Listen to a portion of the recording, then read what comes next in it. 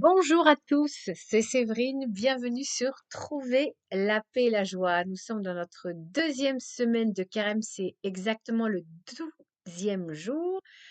J'espère que votre carême se passe bien, je suis là pour vous motiver. Alors s'il y en a qui n'ont pas commencé le carême, eh bien, sachez que Dieu est miséricordieux et que vous pouvez tout de suite, vous pouvez toujours démarrer le carême maintenant. Les ouvriers de la dernière heure seront payés autant que les ouvriers de la première heure, n'oubliez pas. Voilà, donc le carême, c'est un moment en fait d'effort, c'est un moment d'ascèse, c'est un moment de discipline. Mais qu'est-ce que ça fait du bien de faire des efforts parce qu'on se rapproche plus de notre Christ bien-aimé. Alors, chers amis, inspiration, motivation et courage à tous. Je vous invite justement pour trouver l'inspiration à faire des efforts, à écouter mon podcast du mercredi qui n'a pas beaucoup été écouté. C'est bien dommage. C'est un très court podcast qui est fait vraiment pour vous motiver. Alors, n'hésitez pas à l'écouter. Je vous invite aussi à prier pour nos frères et sœurs syriens qui sont en train de se faire massacrer par les islamistes en Syrie. C'est notre devoir de les aider. Alors prions pour eux. Vous pouvez prier la chapelet la miséricorde divine avec moi que j'ai prié vendredi. Je vous mettrai les liens de ces deux podcasts. Mais aujourd'hui, nous allons parler de quelque chose qui a priori n'a rien à voir avec le carême et vous allez voir que quelque part ça a quand même un rapport. Voilà, je vais vous parler tout simplement de l'assassinat de John Kennedy. Et alors, j'avais pas du tout prévu d'en parler, je parle très rarement de politique. Et puis, c'est un petit peu le Saint-Esprit qui m'a guidée. Je vais vous raconter comment ça s'est passé. Alors, tout d'abord, je voudrais quand même préciser que John Fitzgerald Kennedy était donc le premier président catholique. Depuis, il y a eu Joe Biden. Donc, déjà, à ce titre-là, eh bien, il me paraît normal de s'intéresser à ce président qui est mort quand même dans des conditions quand même particulièrement violentes et on ne sait toujours pas de manière sûre et certaine en 2025 qui l'a tué. Mais justement, aujourd'hui, je vais vous donner vraiment un scoop monumental. Mais avant, je vais vous expliquer comment j'en suis arrivée là. Il se trouve que moi, j'ai toujours été passionnée par les États-Unis parce que c'est mes études, hein. Moi, j'ai fait des études d'anglais, précisément des études américaines. J'ai fait plusieurs séjours aux États-Unis et j'ai longtemps été fascinée par cette culture. Bon, depuis, je dois dire que j'en suis un petit peu revenue, même s'il y a des bonnes choses aux États-Unis, il y a aussi beaucoup de choses qui ne sont pas du tout en accord avec mes valeurs chrétiennes. Mais en tout cas, pendant des années, j'étais fascinée par cette histoire de qui a tué John Kennedy et qu'on ne sache toujours pas qui c'est. Et je trouvais ça étonnant parce que les États-Unis, c'est un pays, contrairement à la France, où vraiment on a le droit de tout dire parce qu'on considère que la recherche de la vérité est primordiale. Donc la liberté d'expression, c'est quelque chose de très important. Donc on peut tout dire sur tout le monde. Évidemment, il faut que ça soit prouvé, hein, que ça soit vrai. Il ne s'agit pas non plus de colporter des calomnies. Ce n'est pas ça que je veux dire. Donc c'était quand même, je trouvais ça bizarre qu'on ne sache toujours pas qui avait tué John Kennedy. Je ne comprenais pas non plus pourquoi Jackie Kennedy avait eu très peur finalement de rester aux États-Unis, qu'elle était partie loin après la mort de Kennedy, qu'elle s'était remariée avec le milliardaire grec Onassis. Et, mais voilà, ça faisait des années que je ne m'occupais plus de cette histoire. J'avais des choses plus importantes à faire, voilà, mon évangélisation sur Internet. Voilà, depuis que j'ai remis Dieu au centre de ma vie, forcément qu'il y avait des choses plus urgentes.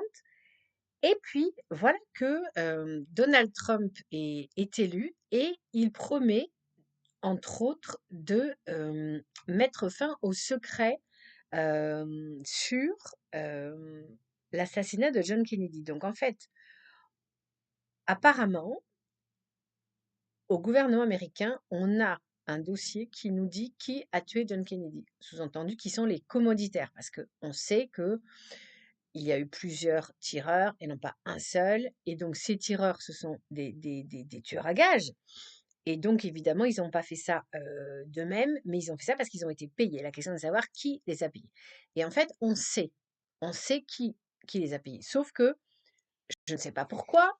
c'est ça qui m'intriguait, moi, c'est que les différents gouvernements, qu'ils soient démocrates ou républicains, ils bloquaient tous.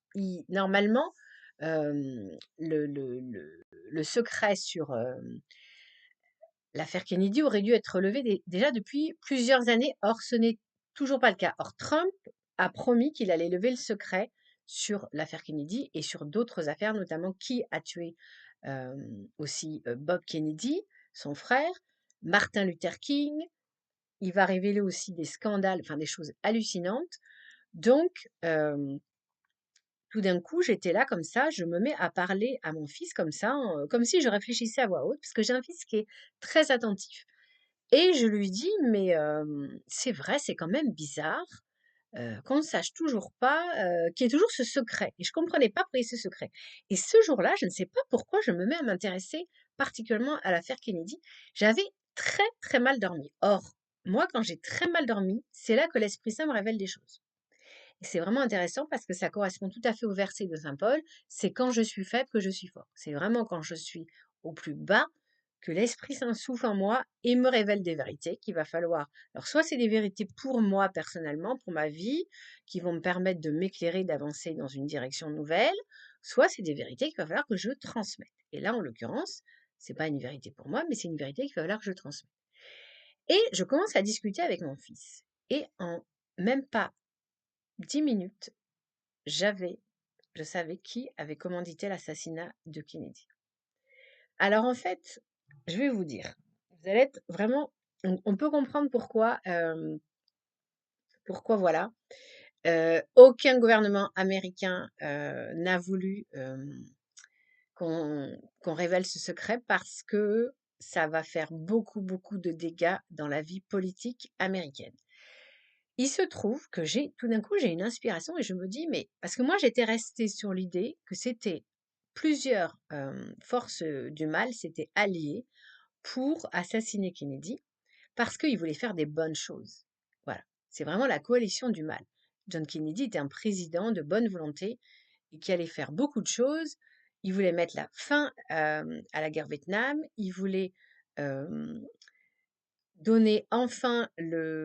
mettre fin à l'apartheid, à la ségrégation raciale aux États-Unis. Les Noirs n'avaient aucun droit, ils étaient traités comme des non-citoyens. Donc, il voulait mettre fin, donner les droits civiques aux Noirs, et puis d'autres choses que j'ai découvertes et dont je vais vous parler.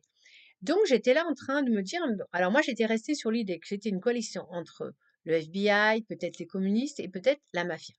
Bon, alors, c'est vrai qu'il y avait la guerre froide, donc ça pouvait être l'URSS qui se serait immiscé dans la politique américaine, pourquoi pas, mais il y avait quand même cette idée, le FBI. Donc, je me suis dit, c'est quand même bizarre, le FBI, du coup, bah, les gens qui ont commandité, ils doivent être morts depuis longtemps.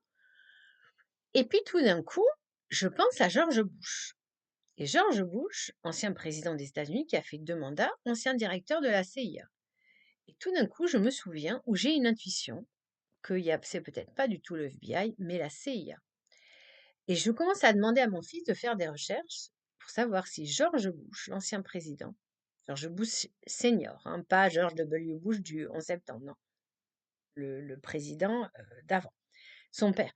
Et je lui dis, est-ce que George Bush était déjà agent du FBI en 63, année de l'assassinat de Kennedy? Il fait des recherches, tout de suite il trouve. Et là, je commence à avoir de plus en plus une intuition que cet homme a quelque chose à voir là-dedans. Et là, euh, il fait une recherche très rapide, on a tout ça en 2 temps 3 mouvements, et en fait, il tombe sur un article d'un site belge qui s'appelle DH, qui va nous parler d'un livre qui remonte à 2003, écrit par une jeune journaliste belge, Caroline Lebeau. Et là, tenez-vous bien.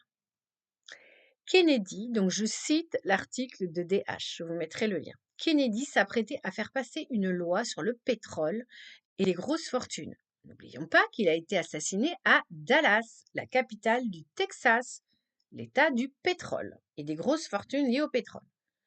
Pour les familles texanes concernées, et donc les Bush, cela signifiait une perte de 894 milliards de dollars. C'est un mobile intéressant explique Caroline Lebeau. Toujours au rayon des mobiles, si Johnson, donc Johnson, était donc le vice-président Lyndon Johnson, ne figurait pas sur le ticket présidentiel de 64, il allait être rattrapé par un scandale financier qui aurait pu le conduire en prison.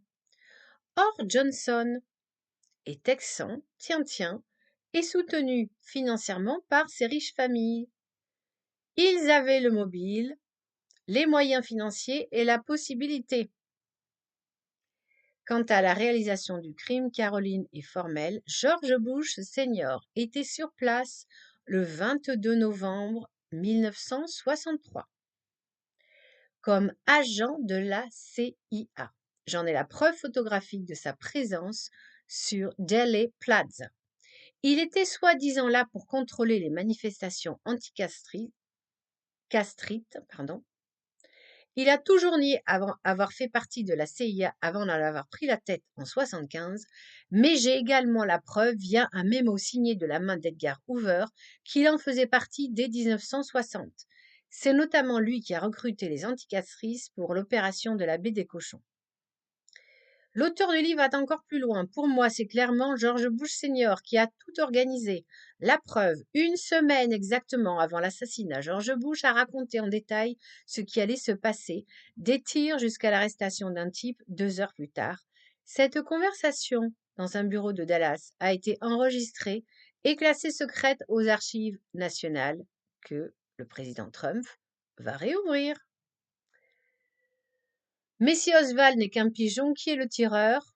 Voilà, parce que je rappelle que pendant longtemps, on nous a dit que c'était Lee Harvey Oswald qui était donc l'assassin de Kennedy, sauf que comme par hasard, l'assassin après se fait assassiner.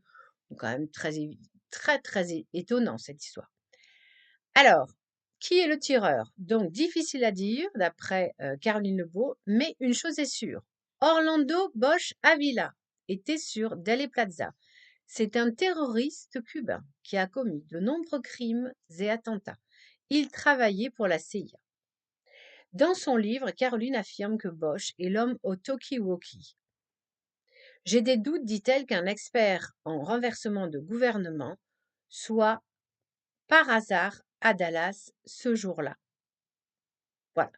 Donc, voilà, frères et sœurs, en 2 temps, 3 mouvements, l'Esprit Saint m'a guidé sur ce livre qui est passé totalement inaperçu, qui date de 2003.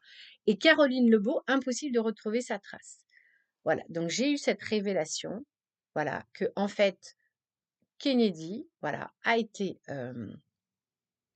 assassiné par l'action conjointe des familles texanes, des riches familles texanes pétrolières, qui ne voulaient pas perdre leur fortune monumentale, 983 milliards de dollars. Enfin, c'est inconcevable pour nous Français, une telle fortune. Et Lyndon Johnson, qui lui aussi avait tout intérêt à ce que Kennedy disparaisse, puisque lui-même était texan et soutenu par les familles texanes. Donc, vous comprenez pourquoi tout ceci a été classé secret défense. Et ce qui est intéressant, c'est que c'est Donald Trump, donc un président républicain, qui va révéler tout ça à la face du monde. Alors, frères et sœurs, il faut absolument que nous prions pour qu'il puisse révéler ce secret qui va, à mon avis, totalement torpiller la scène politique américaine, puisque l'on se rend compte que le Parti républicain et le Parti démocrate sont totalement mouillés dans l'assassinat de John Kennedy et que tout le monde est au courant depuis des années et tout le monde bloque. C'est-à-dire que tous les présidents successifs, finalement, ont tout fait pour que rien ne sorte, à commencer évidemment par Bush senior, puisque c'est lui qui a tout organisé d'après Caroline Lebeau, et moi j'ai vraiment la sensation qu'elle a totalement raison. Donc George Bush senior, à la tête du Parti républicain, qui ont donc a commandité l'assassinat de Kennedy.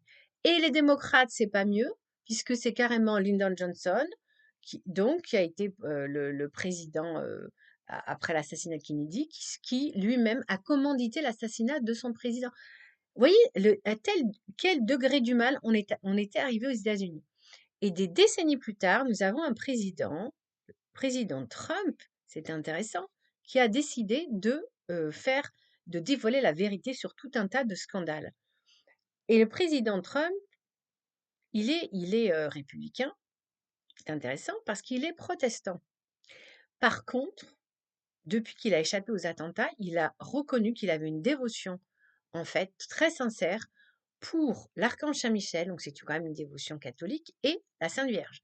Donc on voit que le président Trump est en train vraiment d'évoluer peut-être vers le catholicisme, et il a nommé à la tête de différentes institutions gouvernementales des catholiques. Donc vous vous rendez compte, on voit que Dieu finalement est en train de tirer les ficelles, il l'a toujours fait. Un président catholique a été assassiné, et c'est un président protestant, mais qui est l'ami des catholiques et qui est au service de Dieu, qui va rétablir la vérité. Évidemment, il y a des forces du mal qui vont s'opposer à ce qu'on révèle cette vérité. Alors voilà, il faut vraiment prier pour que le président Trump puisse aller jusqu'au bout et puisse révéler tous ses secrets. C'est vraiment important. Vraiment, frères et sœurs, croyez que si Dieu a protégé Donald Trump, c'est parce qu'il lui a donné une mission. Voilà, donc je vous propose que nous terminions ce podcast en priant à notre Père pour soutenir le président et le gouvernement de Trump, président Trump et son gouvernement, pour qu'ils œuvrent en faveur de la vérité et qu'ils se laissent toujours guider par le Saint-Esprit. Et je fais une petite parenthèse pour dire que c'est notre devoir de chrétien aussi de prier pour nos présidents et nos gouvernements. Donc si vous êtes français, on prie évidemment pour que le président Macron, voilà, laisse toujours guider par l'Esprit Saint. Même si on n'est pas d'accord avec ses idées politiques, on doit prier justement parce que le Saint-Esprit, il souffle où il veut. Même chez des gens qui a priori ne l'écouteraient pas, il souffle chez eux et donc en eux. Donc il faut prier pour notre président, il faut prier pour notre gouvernement. Si vous êtes d'un autre pays, faites de même. Excusez-moi, mais j'ai un rhume des foins, donc je viens d'éternuer. Donc voilà, c'est important de prier pour son gouvernement. Quel que soit le bord politique, le Saint-Esprit peut influencer qui il veut, il souffle où il veut, quand il veut. Au nom du Père, du Fils et du Saint-Esprit. Amen. Notre Père qui es aux cieux, que ton nom soit sanctifié, que ton règne vienne, que ta volonté soit faite sur la terre comme au ciel. Donne-nous aujourd'hui notre pain de ce jour. Pardonne-nous nos offenses, comme nous pardonnons aussi à ceux qui nous ont offensés, et ne nous laisse pas entrer en tentation, mais délivre-nous du mal. Amen. Merci frères et sœurs d'avoir écouté ce podcast avec moi, soyez bénis. Pensez à liker, à partager pour faire connaître cette vérité au monde entier et que vraiment les États-Unis puissent guider le monde vers une nouvelle de vérité et de justice pour tous. On se retrouve mercredi pour un nouveau podcast. À bientôt.